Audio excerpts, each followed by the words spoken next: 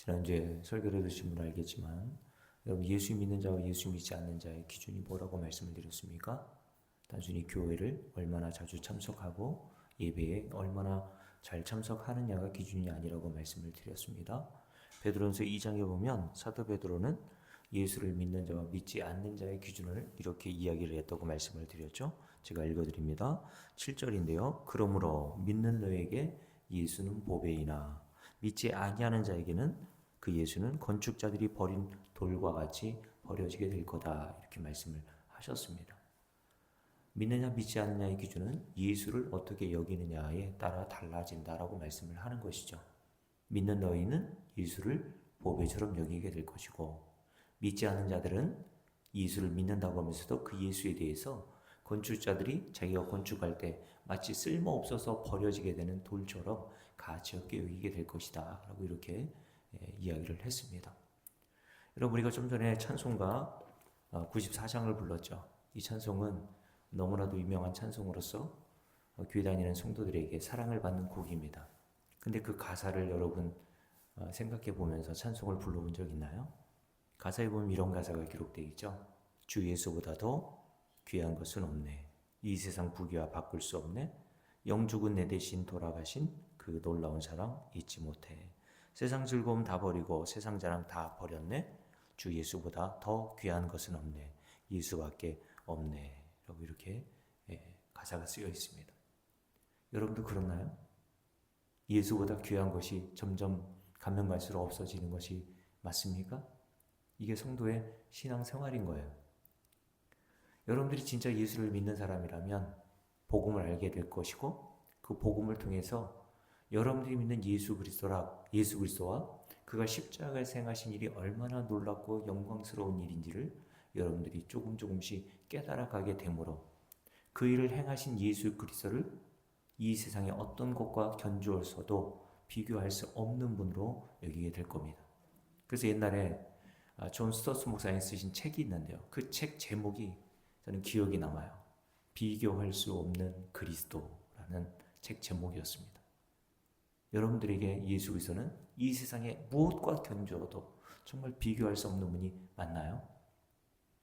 우리의 믿음의 선조였던 사도 바울이 빌립보 3장에서 성도들의 삶이 어떤 것인지, 믿음이 무엇인지를 이렇게 표현해 줬죠.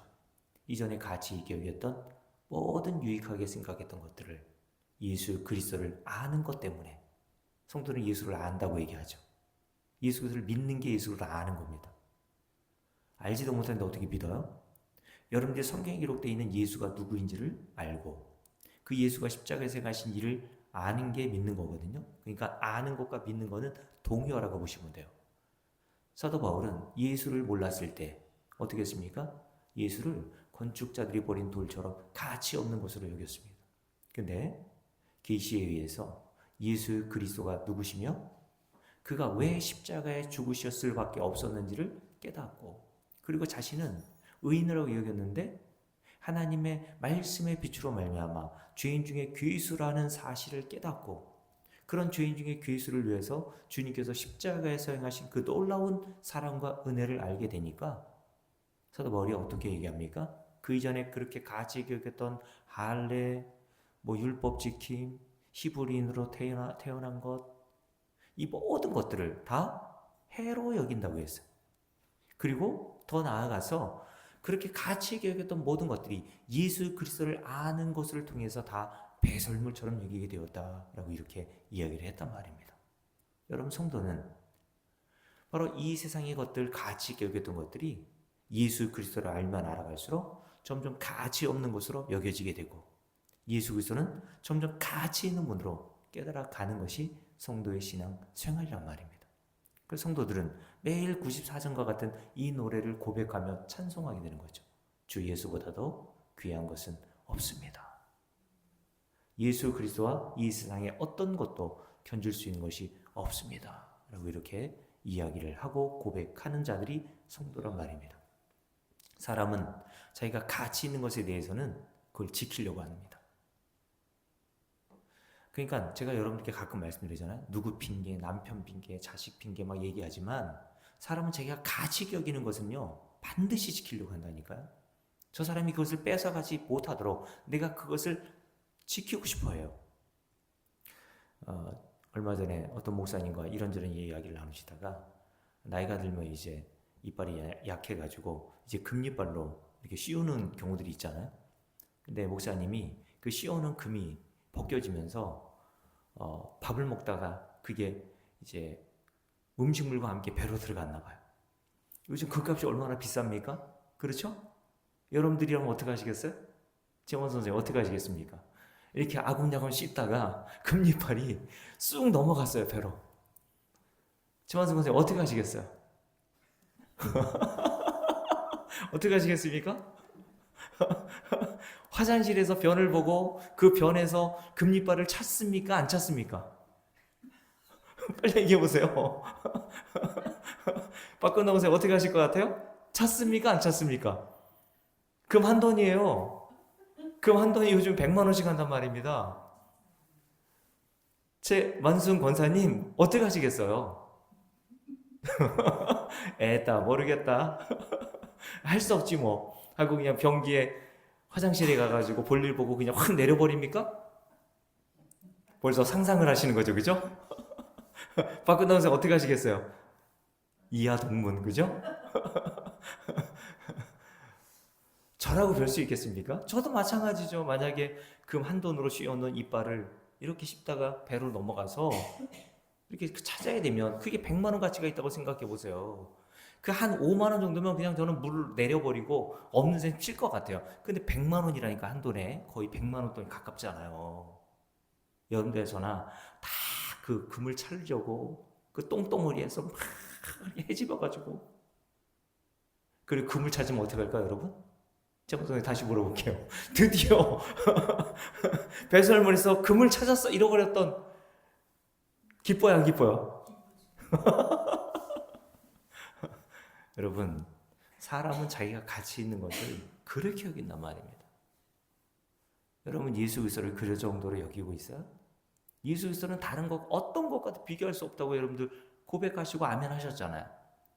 근데 그 예수 그리스도를 믿고 그 예수 그리스도에게 예배하고 찬송하는데 남편이 좀 반대하고 자식이 좀 반대한다고 아예 할 수 없지 뭐 라고 말할 수 있나요?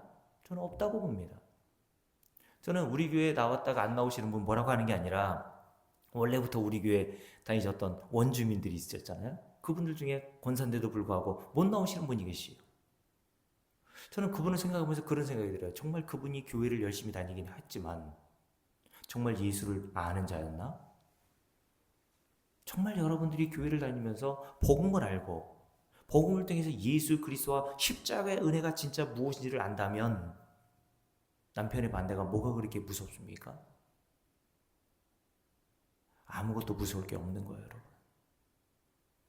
인간은 다시 말씀드리지만 자기가 가치 있는 것을 지키려고 하는 본성이 있단 말입니다. 금리빨 하나도 자기가 쌓아놓은 배설물 안에서 찾으려고 하는 게 인간이란 말이죠. 근데 예수 그리스도를 하찮게 여기는 사람들이 있단 말입니다. 다시 말씀드릴게요. 베드로서 2장에서 예수 믿는 자와 예수 믿지 않는 자의 기준은 교회에 얼마나 열심히 출석하느냐. 물론 그걸로도 약간의 측정은 할 수 있겠죠. 가치 있게 여기니까 그렇게 할 수 있습니다. 그러나 가치를 모르더라도 그렇게 할 수 있는 게 인간이란 말이죠. 자기의 체면을 위해서, 자기의 내세의 복락을 위해서 예수 그리스도와 십자가의 은혜를 몰라도 목사가 하라는 대로 열심히 교회에 참석하고 헌금도 할 수 있어요. 근데 로마 14장에서 믿음으로 행하지 않는 모든 것, 예수 그리스도와 십자가의 은혜를 알지 못하고 행하는 그 모든 것들을 하나님께서 다 죄로 취급하신다라고 말씀하셨어요. 여러분들이 예수를 믿느냐 믿지 않느냐는 예수 그리스도를 여러분들이 어떻게 취급하고 여기고 있느냐가 기준입니다. 바라기는 목사로서 여러분들이 정말 신앙생활 잘하는 게 다른 게 없어요. 예수를 보배로 여기는 게 신앙생활 잘하는 겁니다, 여러분. 예수를 보배로 여기면요, 초대교회 히브리서 11장에 기록되어 있는 이 오늘 우리가 살펴보는 히브리서 기자가 이 보낸 히브리서를 받아보게 될 히브리서 독자들, 초대교회 성도들은요, 그 엄혹한 그 환난과 핍박 가운데서도 예수를 믿는 것을 포기하지 않았습니다. 물론 그것은 그들의 능력이 아니에요. 하나님 주신 믿음 때문입니다. 그 믿음이 뭐예요? 예수 그리스도와 그가 십자가에 생하신 그 은혜를 아는 게 믿음이라 그러잖아. 그것을 아니까 이들이 이 세상의 모든 것들을 사도 바울과 같이 더 잘 먹고 잘 사는 거, 우리는 그게 중요하게 생각하고 그걸 가치 있다고 생각하잖아요. 이 세상에서 9988, 234 그렇게 장수하다가 건강하게 살다가 2, 3이라고 죽는 것을 호상이라고 얘기하는데, 히브리서 저자의 글을 받아보게 될 독자인 초대교회 성도들은 그런 것들을 아무런 가치 없는 것으로 여겼단 말이에요. 예수 믿는 것 하나, 그거 하나 지키려고 믿음으로 살다가 엄혹한 핍박과 박해 속에서 톱으로 켜는 고문과 고통 가운데서 그냥 죽어갔습니다. 하나님께서 저와 여러분에게 그런 믿음 주시기를 주의 이름으로 축복합니다. 그래서 하나님께서 히브리서를 통해서 우리에게 뭘 가르쳐 주는 겁니까? 예수 그리스도가 누구시며 그가 십자가에 생하신 일로 우리가 받은 혜택과 복이 얼마나 놀랍고 대단한 것인지를, 그래야 우리가 이 땅의 것들을 조금씩 놓게 되니까 하나님께서 그 진리를 알게 해주시기 위해서 이 히브리서를 썼다고 말씀드렸습니다. 자, 오늘 새벽에도 그런 말씀드렸어요. 요한복음을 읽으면 중요한 구절 몇 구절이 있다고 말씀드리면서 가장 첫 번째 구절로 요한복음 5장 39절이라고 말씀드렸죠. 예수님이 유대인들을 향해서 이 성경이 내게 대하여 증언하고 있다라고 말씀하셨어요. 그리고 뭐 6장의 말씀도 있고 요한복음 17장 3절 말씀, 영생은 곧 유일하신 참 하나님과 그가 보내신 자 예수 그리스도를 아는 것이 영생이라고 말씀을 드렸습니다. 그러니까 과를 곧이라고 쓰라고 말씀드렸죠. 하나님을 아는 것은 곧 그가 보내신 자 아들이신 예수를 아는 거라고 이야기를 했습니다. 그래서 하나님께서는 창세전 영생을 주시러 작정된 자에게는 반드시 아들이신 예수 그리스도와 그가 십자가에 생하신 그 은혜가 무엇인지를 깨달아 알게 하신다는 거예요. 그러니 영생이라는 것은 어떻게 주어지는 겁니까? 자, 요한복음 10장을 한번 볼까요? 요한복음 10장을 한번 보세요. 요한복음 10장입니다. 요한복음 10장 함께 읽어볼게요. 자, 28절입니다. 함께 읽습니다. 내가 그들에게 영생을 주노니 영원히 멸망하지 아니할 것이요 또 그들을 내 손에서 빼앗을 자가 없느니라. 그들을 주신 내 아버지는 만물보다 크심에 아무도 아버지 손에서 빼앗을 수 없느니라 라고 말씀합니다. 영생은 누가 주는 겁니까? 내가 라고 했죠. 예수 그리스도께서 창세전 택하신 성도들에게 그 영생을 주시는 거라고 말씀드렸어요. 그러니까 성도는 하나님과 아들이신 예수께서 영생을 주신 것을 수여받는 겁니다. 그러니까 우리가 노력해서 획득하는 게 아니란 말이에요. 영생이라는 것은. 영생은 뭐라 그랬다고요? 유일하신 참 하나님과 그가 보내신 자이신 예수 그리스도를 아는 게 영생이라 그랬잖아요. 근데 그 영생, 예수 그리스도를 아는 것은 우리가 노력하고 연구하고 그래서 결국 인간의 노력에 의한 결과물로 획득되는 게 아니라 누가 주시는 거예요? 내가 하라고 됐단 말입니다. 영생을 소유하신 하나님께서 택하신 성도들에게 영생을 주시는 거란 말이죠. 이렇게 영생을 주시는 것은 어떻게 된다고요? 주신 자들은 영원히 멸망하지 아니할 것이요 또 그들을 내 손에서 빼앗을 자가 없다라고 이렇게 말씀을 하셨습니다. 자, 그러면서 히브리서 1장을 다시 넘겨볼까요? 그래서 영생은 유일하신 참 하나님과 그가 보내신 자 예수를 아는 것이니까 하나님은 영생을 주시기 위한 목적으로 저 여러분들에게 가장 먼저 하시는 일이 뭐겠어요? 아들이신 예수 그리스도를 알게 하시겠죠. 왜요? 아들을 아는 게 곧 하나님을 아는 거니까요. 그래서 요한복음 14장에 보면 유대인들을 향해서 뭐라고 말씀하셨냐면 나는 아버지를 안다라고 말씀하셨고 나를 아는 것이 곧 나를 보내신 아버지를 아는 것이다 라고 이렇게 말씀하셨단 말입니다. 그래서 히브리서 1장부터 히브리서 저자가 히브리서 독자들에게 가장 먼저 하고자 하는 일이 뭐겠습니까? 예수 그리스도가 누구인지를 증거하는 일이었겠죠. 그죠? 그게 영생이니까. 그러면서 예수 그리스도를 어떤 자로 이야기를 했다고 지난주에 우리가 살펴보았습니까? 자, 예수 그리스도는 하나님의 아들이라고 말씀했죠. 그 하나님의 아들은 2절 어떤 일을 하셨습니까? 함께 읽습니다. 이 아들을 만유의 상속자로 세우시고 또 그로 말미암아 모든 세계를 지으셨느니라 라고 말씀을 하셨단 말입니다. 예수 그리스도는 하나님의 아들일 뿐만 아니라 이 세상 모든 피조물들을 창조하신 창조주 하나님이시다 라고 말씀하셨어요. 그래서 창조주 하나님이신 그 아들의 명령에 의해서 죽은 자가 살아나고 날 때부터 맹 있는 자가 눈을 뜨게 되고 풍랑이는 바다가를 잔잔케 하시는 그 놀라운 역사를 이루어 내실 수 있었던 겁니다. 그거는 하나님만이 하실 수 있는 일이에요. 그래서 마태복음 8장을 볼까요? 마태복음 8장을 보십시오. 자, 마태복음 8장입니다. 8장 23절부터 27절 말씀에 보면 이거는 마가복음에도 기록되어 있고 누가복음에도 동일하게 기록한 내용입니다. 예수님이 제자들과 함께 배를 타고 갈릴리 바다로 건너가실 때 풍랑이 불어서 배 안에 물이 가득하게 되는 일이 벌어지죠. 그때 제자들이 두려워서 예수님을 깨웁니다. 25절 말씀에 보면 주여 우리를 구원하여 주셔서 우리가 죽게 됐습니다 라고 이렇게 탄식과 절망스러운 그런 그 요구를 하는 거죠. 그런 상태에서. 자, 예수님의 제자들은 대부분 뱃사람 아닙니까? 갈릴리 바다라는 것, 호숫가인데 사실은 이 갈릴리 바다에서 잔뼈가 어렸을 때부터 굵은 자들이에요. 근데 그럼에도 불구하고 풍랑이는 바다를 제자들이 어떻게 할 수 없었단 말입니다. 그래서 예수님께 도움을 구하죠. 그때 예수님께서 이렇게 말씀하십니다. 자, 26절 함께 읽습니다. 예수께서 이르시되 어찌하여 무서워하느냐? 믿음이 적은 자들아 하시고 곧 일어나사 바람과 바다들을 어떻게 하세요? 꾸짖으시니. 그랬더니 어떻게 됩니까? 그 바다가 아주 잔잔하게 되더라 라고 말씀하세요. 자, 풍랑이는 바다를 꾸짖는 것은 우리도 할 수 있습니다. 근데 문제는 뭐냐면 우리가 꾸짖는다고 풍랑이는 바다가 잔잔해지는 법이 없어요. 그렇죠? 근데 우리 주님 말씀 한마디에 풍랑이는 바다가 순종하더란 말이에요. 아주 잔잔하게 되더란 말입니다. 풍랑이는 바다를 이렇게 꾸짖어서 잔잔케 하실 수 있는 능력은 사람이 할 수 있는 능력이 아닙니다.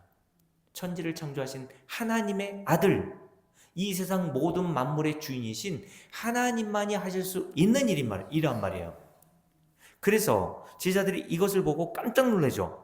27절 함께 읽습니다. 그 사람들이 제자들이 놀랍게 여겨 이르되 이가 어떠한 사람이기에 바람과 바다도 순종하는가 하더라 라고 이렇게 서로 놀라가지고 눈이 동그래져가지고 이분이 도대체 어떤 분이시길래 풍랑이는 바다에게 꾸짖으니까 그 풍랑이는 바다가 그 말을 알아듣고 예수님의 명령에 따라 찬잔해질 수 있는가? 이분이 도대체 누구지? 이런 말입니다. 누굽니까? 천지를 창조하신 하나님이셨단 말이에요. 우리가 믿는 예수 그리스도가 바로 이런 엄청나신 분이란 말입니다, 여러분.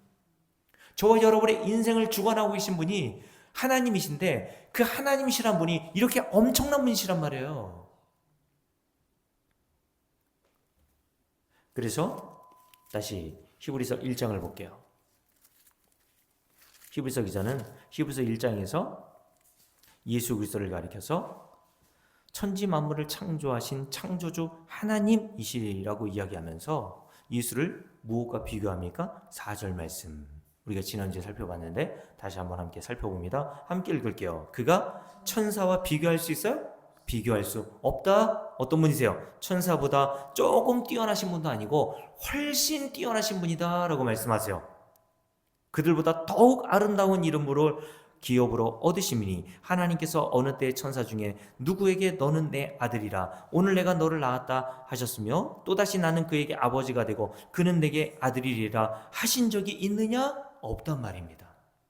천사와 비교할 수조차 없는 분이 우리가 믿고 있는 예수 그리스도 십자가에서 벌거벗긴 채 죽으신 예수 그리스도가 바로 이런 천사보다 훨씬 뛰어나신 분이셨다라고 이렇게 이야기를 하는 것이죠.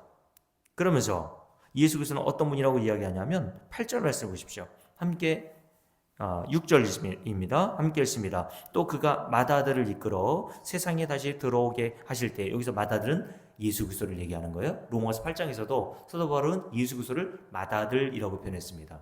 다음에 이 부분을 가지고 이야기를 여러분께 드리도록 할 겁니다. 마다들이 있다라는 것은 누가 있다는 거예요? 그 밑에 줄줄이 형제들이 있다는 거예요. 그죠? 그 형제들이 누굽니까? 저와 여러분이란 말입니다. 저와 여러분의 마다들, 바로 예수 그리스도신데 그 마다들 밑에 형제들이 바로 성도인 저와 여러분이란 말이에요. 그래서 자 2장 4절 11절 보세요. 2장 11절 함께 읽겠습니다. 거룩하게 하시는 이와 거룩하게 함을 입은 자들. 자, 거룩하게 함을 입은 자들은 성도들 얘기하는데 다 한 근원에서 난지라. 그러므로 형제라 부르시기를 부끄러워하지 아니하시고 이르실 때 내가 주의 이름을 내 형제들에게 선포하고 내가 주를 교회 중에서 찬송하리라 하셨으며 또다시 내가 그를 의지하리라 하시고 또다시 볼지어다 나와 및 하나님께서 내게 주신 자녀라 하셨으니 자녀들은 혈과 육에 속하였음에 그도 또한 같은 모양으로 혈과 육을 함께 지니심은, 여기서 그는 마다리신 예수 그리스도를 얘기하는 거죠. 저와 여러분과 똑같은 혈과 육을 지니신 몸으로 세상에 오신 그분이 바로 사실은 이 세상을 창조하신 하나님의 아들이셨단 말이죠.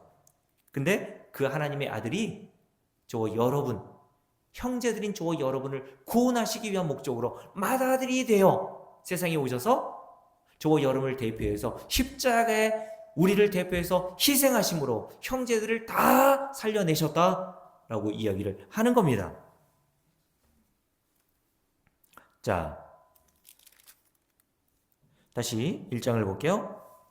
이 마다리신 예수께서 세상에 다시 들어오게 하실 때에 6절입니다. 함께 읽습니다. 하나님의 모든 천사들은 그에게 경배할지어다 말씀하시며 또 천사들에 관하여는 그는 그의 천사들을 바람으로 그의 사역자들을 불꽃으로 삼으시느니라 라고 말씀합니다. 천사와 비교할 수 없는, 천사보다 훨씬 뛰어나신 분이라고 4절에서 말씀하면서 히브리서 기자는 거기에서 더 나가서 예수 그리스도는 하나님의 아들로서 천사들로부터 뭐를 받으셔야 된다고요? 6절에 경배를 받으셔야 할 마땅한 분이시다 라고 되어 있어요. 그리고 천사들은 어떤 존재인가? 7절 그는 그의 천사들을 바람으로 그의 사역자들을 불꽃으로 삼으시는 분이시다 라고 얘기했어요. 천사들을 자기의 수족처럼 종처럼 명령하시고 부르실 수 있는 하나님의 아들이시다 라고 얘기하는 겁니다. 우리가 믿는 예수가 이렇게 엄청난 분이시라는 거예요. 그러면서 3장에서는 누구와 비교합니까? 모세와 비교하죠. 이스라엘 백성들에게, 유대인들에게 모세는 아주 대단한 조상의 한 사람이었습니다. 근데 예수 그리스도는 그 모세도 어떻게 하신 분이요? 함께 읽습니다. 3절 보세요.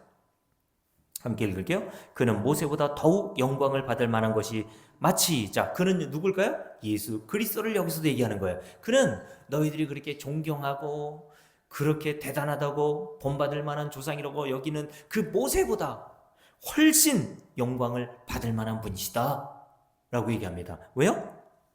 그는 집 지은 자가 그 집보다 더욱 존귀함 같으니라. 집마다 지은 이가 있으니 만물을 지으신 이가 바로 하나님이시다 라고 이야기하시면서 모세를 지으신 분이 바로 하나님의 아들 예수다 라고 얘기하는 거예요. 자, 1장, 히브리서 1장에서 예수를 천지 만물을 창조하신 하나님이라고 얘기했죠. 그 천지 만물 가운데는 모두 포함되어 있습니까? 모세도 포함되어 있는 거예요. 이스라엘 백성들이 그렇게 존경하고 그렇게 위대한 조상이라고 얘기던 그 모세도 사실은 집으로 비유하잖아요. 그 집을 건축한 자가 있는데 그 집을 건축한 자가 바로 하나님의 아들 예수셨다라고 얘기합니다. 이 세상 모든 만물, 모든 위대하다고 여기는 그 모든 인간들을 하나님의 아들이신 예수께서 다 창조하셨다는 겁니다. 그러니 창조하신 하나님과 그가 만드신 집, 그가 만드신 인간이 어떻게 비교 대상이 될 수 있니? 라고 말씀하신다는 겁니다. 그리고 히브리서 7장을 보세요.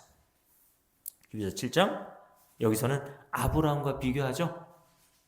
유대인들이 모세와 같이 대단한 조상이라고 여기던 그 아브라함에 대해서 뭐라고 얘기합니까? 멜기세덱 제사장으로 나타나신 예수 그리스도와 비교하면서 이렇게 이야기를 하죠. 4절 말씀을 보십시오. 함께 읽습니다. 이 사람, 여기서 이 사람은 7장 1절에 기록되고 있는 멜기세덱 제사장이란 말입니다. 창세기 14장에서 지난주에 설명드렸죠. 아브라함이 조카 롯을 구하고 돌아오는 길에 마중나가 만났던 하나님의 제사장이었던 그 멜기세덱 제사장은 사실은 예수 그리스도였다는 거예요. 근데 그 멜기세덱 제사장, 이 사람 예수 그리스도를 모형하고 있는 자였는데, 이 사람이 4절 말씀 함께 읽습니다. 이 사람이 얼마나 높은가를 생각해보라. 조상 아브라함도 노량물 중 10분의 1을 그에게 주었느니라 라고 얘기했습니다. 자, 예수 그리스도가 얼마나 높은가를 생각해봐라. 너희가 그렇게 위대하다고 생각하는 조상 아브라함이 그 멜기세덱 제사장에게 10분의 1의 그 전리품을 드리면서 나의 모든 전쟁의 승리의 공은 멜기세덱 제사장 하나님께 있습니다라고 고백하고 그렇게 찬송을 돌렸지 않니? 그렇게 감사했지 않니? 그 찬송과 감사를 받으실 분, 아브라함과 비교도 할 수 없이 높으신 분이 바로 사실은 십자가에 달려 죽으신 예수 그리스도였다라고 이렇게 이야기를 하는 것입니다. 자, 이것이 성경에서 오늘 히브리서에서 예수 그리스도에 대한 이야기를, 정체를 우리에게 가르쳐주는 내용이겠죠. 이것을 아는 것은, 영생은 누가 준다 그랬어요? 요한복음 10장 내가 너희에게 영생을 주노니 라고 말씀하셨던 것처럼 이 예수를 알게 된 것은 인간의 노력으로 아는 게 아니란 말입니다. 그래서 사도 바울도 그렇게 탁월한 머리를 가지고 성경을 열심히 연구했는데 예수를 못 알아보고 예수를 알지 못하고 핍박하고 조롱하고 박해했습니다. 근데 어떻게 사도 바울이 이 예수를 하나님의 아들이심을 깨닫고 그가 십자가에 행하신 일로 자기의 죄가 다 사함을 받아 하나님 나라에 들어간 것을 깨달아 알게 되었나요? 자, 갈라디아서 1장을 보십시오. 갈라디아서 1장에 보면 그 원인에 대해서 사도 바울이 이렇게 얘기합니다. 갈라디아서 1장입니다.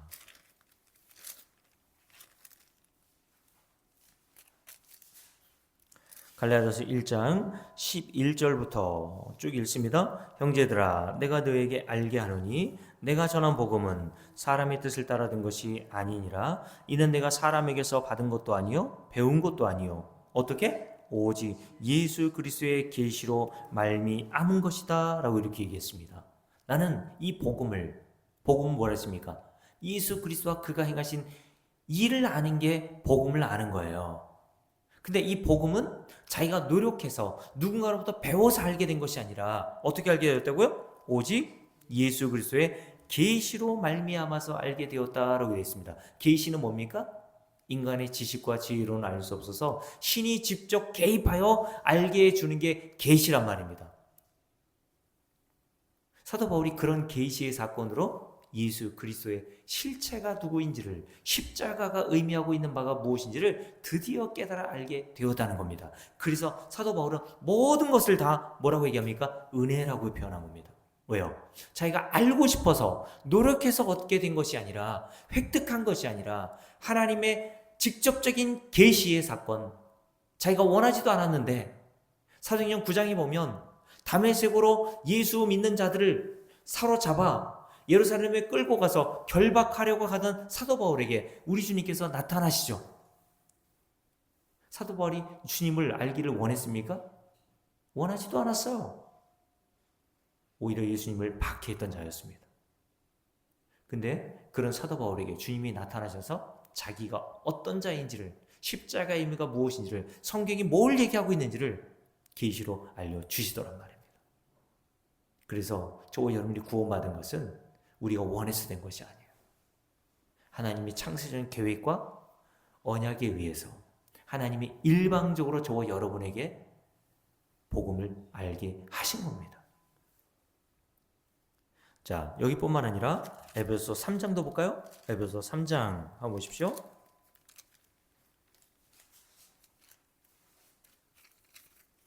자, 에베소 3장 1절부터 쭉 읽어봅니다. 함께 읽습니다. 이러므로 그리스도 예수의 일로 너희 이방인을 위하여 갇힌 자 된 나 바울이 말하거니와 너희를 위하여 내게 주신 하나님의 그 은혜의 경륜을 너희가 들었을 터이라. 곧 무엇으로? 계시로 내게 비밀을 알게 하신 것은 내가 먼저 간단히 기록한 것 같으니 그것을 읽으면 내가 그리스도의 비밀을 깨달은 것을 너희가 알 수 있으리라 라고 이렇게 이야기를 했단 말입니다. 자기가 계시에 의해서 복음의 비밀을 알게 되었다라고 얘기했습니다. 복음은 다시 말씀드립니다. 예수 그리스도가 누구시며 그가 십자가에 생하신 일로 우리가 받은 혜택과 은혜가 무엇인지를 깨닫는 게 복음이고 그 복음은 비밀이었단 말입니다. 아무나 알 수 없었던 거란 말이에요. 인간의 지혜와 지고는 도저히 그 비밀을 발견할 수도 깨달아 알아먹을 수도 없었단 말이죠. 근데 사도 바울이 어떻게 그 복음의 비밀 그걸 깨달았습니까? 골로새서도 복음을 비밀이라고 그랬죠. 그 비밀은 곧 그리스도다라고 사도 바울이 이야기했잖아요. 모든 보화와 지식에 가득한 것들이 다 그리스도 안에서 감추어져 있었다라고 이야기를 했단 말입니다. 그걸 사도 바울이 어떻게 깨달았어요? 하나님의 계시에 의해서 깨닫게 되었다라고 얘기합니다. 그래서 2절에서 사도 바울이 뭐라고 그랬습니까? 내게 주신 하나님의 그 은혜의 경륜을 너희가 들었을 터이라 라고 얘기했어요. 하나님의 은혜다 라고 얘기했단 말입니다. 자, 이것과 같이 골로새 그 뒤에 가까우니까요 찾아볼게요. 사도 바울은 그래서 골로새 1장에서도 이와 같은 방식으로 사도 바울이 계시에 의해서 하나님의 직접적인 개입에 의해서 복음의 비밀을 깨달았던 것과 같이 오늘날 성도들도 동일하게 하나님의 이런 은혜에 의해서 복음의 비밀을 깨닫게 될 것을 골로새 교회 성도들에게 이렇게 이야기를 하고 있는 것이죠. 자, 함께 읽어봅니다. 26절입니다. 함께 읽습니다. 이 비밀은 만세와 만대로부터 감추어졌던 것인데 이제는 그의 성도들에게 나타났고라고 되어 있습니다. 그래서 나타났고라는 뜻은 수동태거든요. 무슨 말이냐면 하나님께서 택하신 성도들에게 만세와 만대로부터 감추어졌던 그 비밀, 복음을 예수 그리스도가 누구시며 십자가의 그 은혜가 무엇인지를 깨달아 알 수 있도록 드러내 주셨다는 겁니다. 이게 성도들이란 말이에요. 그래서 그 뒤에 이렇게 기록되고 있죠. 함께 읽습니다. 27절 하나님이 그들로 하여금 이 비밀의 영광이 이방인 가운데 얼마나 풍성한지를 알게 하려 하심이라. 이 비밀은 너희 안에 계신 그리스도시니 곧 영광의 소망이니라 라고 이렇게 얘기했습니다. 그리고 2장으로 넘겨보세요. 2장 2절 함께 읽습니다. 이는 그들로 마음의 위안을 받고 사랑 안에서 연합하여 확실한 이해의 모든 풍성함과 하나님의 비밀인 그리스도를 깨닫게 하려 함이니 그 안에 지혜와 지식의 모든 보화가 감추어져 있느니라 라고 얘기했습니다. 하나님의 비밀인 무엇을? 그리스도를 깨닫게 하기 위해서 사도 바울이 골로새 교회 성도들에게 예수 그리스도가 누구신지를 1장부터 쭉 설명이 나가요. 그래서 골로새 1장에서 예수 그리스도가 누구신지를 설명하잖아요. 어떻게 설명합니까?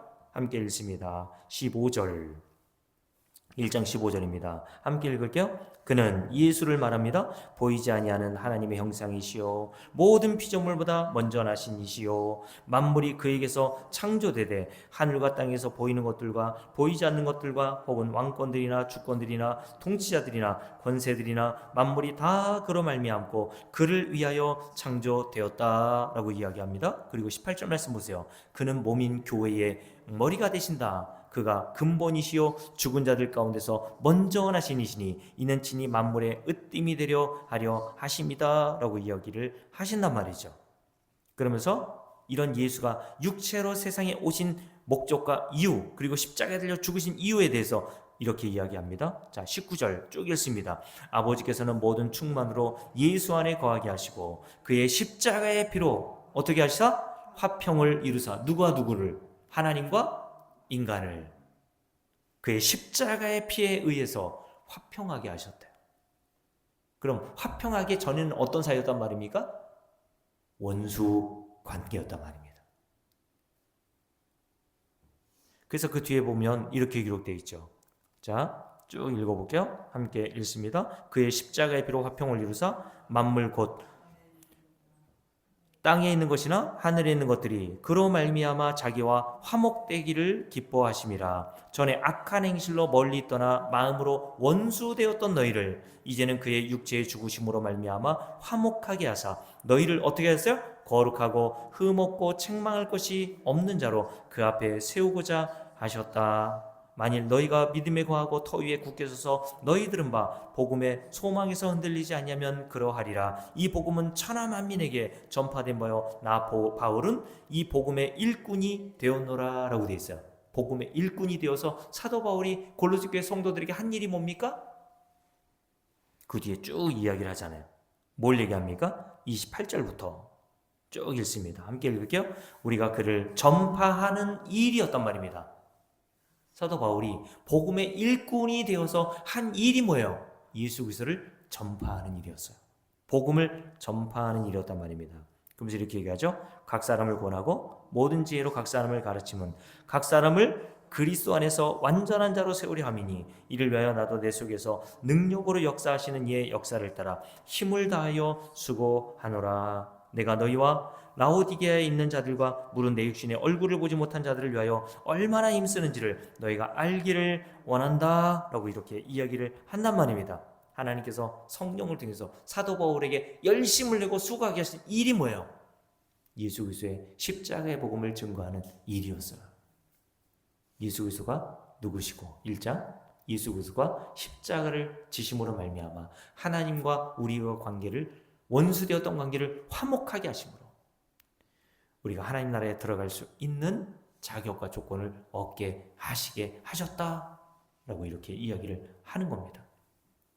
자, 이것을 하나님이 택하신 성도들만 아는 거라고 말씀드렸습니다. 아무나 할 수 있는 게 아니란 말이에요. 그래서 마태복음 16장 여기까지 하고 마쳐야 되겠네요. 마태복음 16장에 보면요, 예수님께서 제자들에게 가이사랴 빌립보에서 가장 먼저 무엇을 물어보시는지 한번 보십시오. 자, 빌립보서는 마태복음 16장입니다. 마태복음 16장 자 13절부터 쭉 읽습니다. 함께 읽을게요. 예수께서 빌립보 가이사랴 지방에 이르러 제자들에게 물어 이르시되 사람들이 인자를 누구라 하느냐 이르되 더러는 세례 요한 더러는 엘리야 어떤 이는 예레미야나 선지자 중에 하나이다. 이렇게 세간의 평가가 예수님에 대해서 이런 평가들이 있었다는 이야기를 하는 것이죠. 이 정도로 예수님을 높이 평가해 준다는 것은 대단한 일입니다. 이 당시에는. 왜냐하면 예수님 예루살렘 수도라고 해서 멀리 떨어진 나사렛이란 시골 동네에서 자라시고 교육도 받지 않으셨던 분이셨는데 예수님이 행하신 표적과 여러 일들을 통해서 세간의 평가들이 세례 요한이나 엘리야나 예레미야 같은 선지 중에 하나 정도로 그렇게 평가하는 것도 대단한 평가를 받으신 거죠. 요즘에 또 예수님을 이런 식으로 평가하는 자들이 있죠. 이슬람은 무함마드라고 하는 선지자를 대단한 선지자로 생각하는데 예수님을 그런 무함마드와 같은 선지자 중에 한 분으로 여깁니다. 이들도 예수님이 동정녀 마리아에게서 탄생하는 것도 믿고 그리고 예수님의 기적도 믿는단 말이에요. 이슬람교를 믿는 사람들이. 그런데 예수가 하나님의 아들이심을 믿지 못해요. 그게 이단인 겁니다. 그게 예수를 모르는 거예요. 자, 그래서 그 뒤에 보면 예수님께서 제자들에게 물으시죠. 예수님이 궁금해하셨던 것은 세간의 자신의 평가가 아닙니다. 자신을 따르던 제자들이 자기를 어떻게 알고 있느냐가 궁금하신 거죠. 저 여러분들에게 묻는 겁니다. 함께 읽습니다. 15절 이르시되 너희는 나를 누구라 여기느냐라고 말씀하셨어요. 그랬더니 베드로가 제자들을 대표해서 이렇게 이야기하죠. 함께 읽습니다. 시몬 베드로가 대답하여 이르되 바요나 시몬아 네가 다시요. 16절입니다. 함께 읽습니다. 시몬 베드로가 대답하여 이르시되 주는 그리스도시요 살아계신 하나님의 아들이시니다로 이렇게 예수님을 고백한단 말이죠. 예수님은 그리스도십니다. 그리스도라는 뜻은 히브리어로 메시아라는 뜻인데 메시아는 구원자라는 뜻입니다. 그러니까 사도 베드로는 예수를 구약의 많은 선지자들이 예언해 두었던 그리스도와 메시아로 안 거예요. 그러면서 동시에 뭐라고 얘기합니까? 예수 그리스도 당신은 살아계신 하나님의 아들이십니다 라고 이렇게 고백을 한 겁니다. 세간의 평가와는 전혀 다른 평가로 예수를 바라보고 있는 거죠. 이게 교회에 있는 사람들, 성도들이 예수 그리스도를 이렇게 아는 것이고, 교회 밖에 있는 사람들은 예수를 선지자 중에 한 분이나 본받을 만한 위대한 성인 중에 한 분 정도로 알잖아요. 그래서 제가 전에 한번 말씀드렸잖아요. 우리 아이들이 어렸을 때 남의 책을 좀 얻어다가 준 책들이 있었는데 그 책 가운데 위인전이 있었어요. 위인전에는 마호메트 간디도 있고, 그 다음에 슈바이처 같은 성인도 있고, 공자, 맹자, 소크라테스, 수많은 위인으로 불릴만한 사람들의 일대기가 쭉 책으로 나열되어 있었습니다. 근데 그 위인전 중에 눈에 띄는 분이 한 분 있었어요. 누군지 아십니까? 예수 그리스도 이렇게 되어 있더라고요. 근데 왜 그리스도를 거기다 붙여놨는지 모르겠어요. 그리스도의 의미도 모르고 그냥 예수 그리스도 이렇게 붙여놨겠죠. 예수도 이 세상에서 사람들이 존경할 만한 위인 중에 한 분으로 세상 사람들은 그렇게 알고 있습니다. 여러분들이 예수 믿지 않는 사람들에게, 남편에게, 자녀들에게 예수님이 누구냐고 물어보세요. 그럼 다 누구라고 얘기할까요? 다 이 정도로 예수님을 판단한단 말입니다. 사도 베드로는 어떻게 여겼습니까? 예수를 신성 모독자로 여겼어요. 왜냐하면 예수님께서 요한복음 8장에서 아브라함이 나의 때 볼 것을 기뻐하고 즐거워했다라고 이 말씀을 하시자 유대인들이 묻죠. 야, 네 나이가 아직 50도 못 됐는데 네가 어떻게 아브라함을 봤어? 미친놈 아니야? 그랬더니 예수님이 뭐라고 하셨냐면 나는 아브라함이 나기 전부터 있었다 라고 말씀하셨어요. 그러니 예수님 이전에 2000년 전에 살다간 그 아브라함보다 먼저 계셨다는 것은 예수님이 자신을 누구라고 얘기한 거예요? 천지를 창조하신 하나님으로 자신을 증거한 거예요. 이 말을 듣고 유대인들이 예수님을 돌로 쳐 죽이려고 덤벼듭니다. 왜요? 율법에 의하면 하나님의 이름을 모독한 자는 돌로 쳐 죽이라고 얘기했거든요. 그러니까 예수는 하나님의 아들이라고 이야기하니까 너는 신성 모독자야! 라고 하면서 율법에 의거하여 돌로 쳐 죽이려고 덤벼들었던 겁니다.